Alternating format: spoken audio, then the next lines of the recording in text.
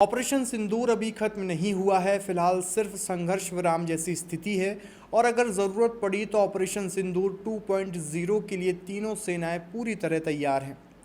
देश के सेना प्रमुख जनरल उपेंद्र द्विवेदी के इस बयान ने राष्ट्रीय सुरक्षा और भारत की सैन्य रणनीति को लेकर एक नई बहस छेड़ दी है। पुणे में एनडीए की पासिंग आउट परेड के मंच से सेना प्रमुख ने साफ संकेत दिया है कि भारत अपनी सुरक्षा को लेकर किसी भी तरह की ढिलाई बरतने के मूड में नहीं है।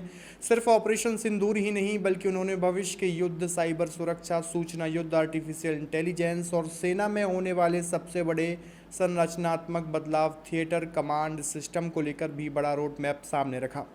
सवाल यह है कि आखिर सेना प्रमुख के इस बयान का क्या मतलब है और भारत की सैन्य तैयारी किस दिशा में आगे बढ़ रही है। आज की इस खबर में विस्तार से बात करेंगे। पुणे के खड़गवासला स्थित राष्ट्रीय रक्षा अकादमी यानी एनडीए में शनिवार को एक ऐतिहासिक दृश्य देखने को मिला। अकादमी की 150वीं पासिंग आउट परेड में 355 कैडेट अधिकारियों ने अंतिम सलामी दी और भारतीय सशस्त्र बलों में शामिल होने की दिशा में अपना अगला कदम बढ़ाया। परेड के दौरान सेना प्रमुख जनरल उपेंद्र द्विवेदी ने समीक्षा अधिकारी के रूप में सलामी ली। इस अवसर पर आसमान में Su-30 MKI लड़ाकू विमानों की गर्जना सुनाई दी। चेतक हेलीकॉप्टर और सारंग एरोबोटिक्स टीम ने अपने करतब दिखाए, जबकि आकाशगंगा स्काई डाइविंग टीम ने भी रोमांचक प्रदर्शन किया। लेकिन इस पूरे समारोह के बीच सबसे ज़्यादा चर्चा सेना प्रमुख के उस बयान की हुई जिसमें उन्होंने कहा कि ऑपरेशन सिंदूर अभी समाप्त नहीं हुआ है। जनरल द्विवेदी ने स्पष्ट शब्दों में कहा कि वर्तमान स्थिति को अंतिम शांति नहीं माना जाना चाहिए। फिलहाल केवल संघर्ष विराम जैसी स्थिति है। इसका अर्थ यह है कि भारतीय सेना हालात पर लगातार नज़र बनाए हुए है और यदि देश की सुरक्षा चुनौती मिली तो जवाब देने की पूरी तरह भारत तैयार है। उन्होंने कहा कि आवश्यकता पड़ने पर थल सेना, नौसेना और वायुसेना संयुक्त रूप से ऑपरेशन सिंदूर को अंजाम देने में सक्षम है। सुरक्षा विशेषज्ञ इस बयान को भारत की सैन्य तैयारियों और प्रतिरोधक क्षमता का सार्वजनिक प्रदर्शन मान रहे हैं। सेना प्रमुख ने कहा है कि ऑपरेशन सिंदूर ने एक नया बेंचमार्क स्थापित किया है, यानी भारत ने यह दिखा दिया है कि वह किसी से भी उकसावे या खतरे का जवाब किस स्तर पर और किस गति से दे सकता है। उन्होंने एनडीए के युवा कैडेट्स से कहा है कि वे अपने सैन्य जीवन की शुरुआत इसी सोच के साथ करें कि भारतीय सेना द्वारा स्थापित इस मानक को आगे बनाए रखना उनकी जिम्मेदारी होगी। यह संदेश केवल कैडेट्स के लिए नहीं था बल्कि भारत के विरोधियों के लिए भी एक संकेत था कि भारतीय सेना अब पहले की तुलना में कहीं अधिक समन्वित, तकनीकी रूप से सक्षम और निर्णायक प्रतिक्रिया देने के लिए तैयार है।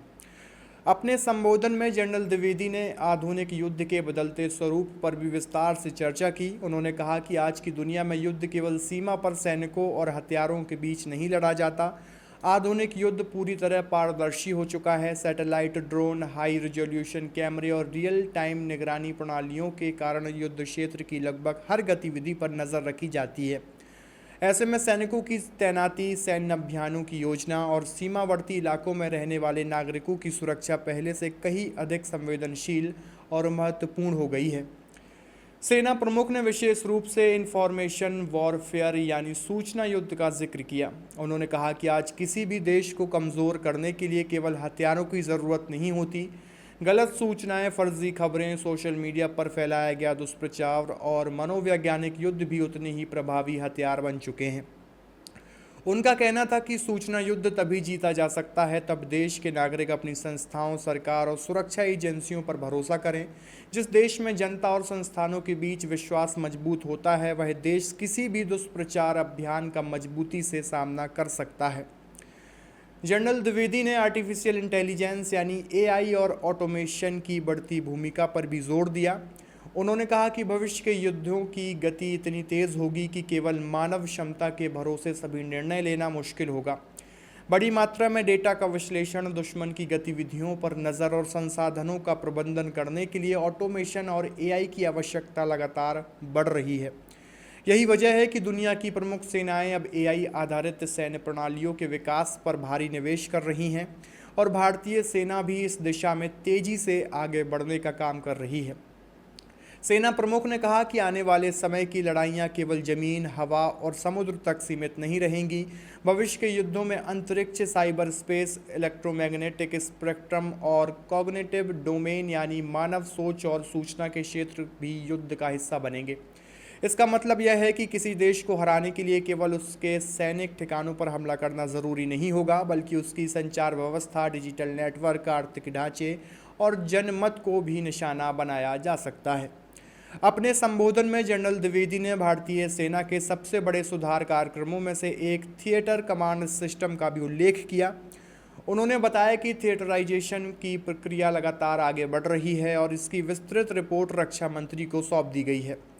वर्तमान में अलग अलग स्तरों पर इस रिपोर्ट की समीक्षा की जा रही है। नई व्यवस्था लागू होने के बाद सेना, नौसेना और वायुसेना के प्रमुख अपनी अपनी सेनाओं की तैयारी और संसाधनों पर ध्यान देंगे, जबकि थिएटर कमांडर संयुक्त सैन्य अभियानों का संचालन करेंगे। विशेषज्ञों का मानना है कि थिएटर कमांड सिस्टम लागू होने के बाद तीनों सेनाओं के बीच तालमेल और भी मजबूत होगा। युद्ध या आपात स्थिति में निर्णय लेने की गति बढ़ेगी और संसाधनों का बेहतर उपयोग संभव हो सकेगा। सेना प्रमुख ने उम्मीद जताई है कि अगले 2 से 3 वर्षों में यह व्यवस्था जमीनी स्तर पर दिखाई देने लग सकती है। तो कुल मिलाकर एनडीए के मंच से दिया गया जनरल उपेंद्र द्विवेदी का संदेश केवल एक सैन्य भाषण नहीं था। इसमें भारत की भविष्य की सैन्य रणनीति, तकनीकी तैयारी, सूचना युद्ध की चुनौतियों और राष्ट्रीय सुरक्षा का पूरा दृष्टिकोण दिखाई देता है। सबसे महत्वपूर्ण बात यह रही है कि सेना प्रमुख ने साफ कर दिया है कि भारत अपनी सुरक्षा को लेकर पूरी तरह सतर्क है, इसलिए ऑपरेशन सिंदूर को पूरी तरह समाप्त मान लेना जल्दबाजी होगी। भारतीय सेना की नज़र हर गतिविधि पर है और यदि ज़रूरत पड़ी तो ऑपरेशन सिंदूर 2.0 केवल एक संभावना नहीं, बल्कि एक तैयार सैन्य विकल्प भी है। आपकी इस पूरी खबर को लेकर क्या राय है, कमेंट बॉक्स में अपनी प्रतिक्रिया ज़रूर दीजिए और देखते रहिए सबकी खबर। शुक्रिया।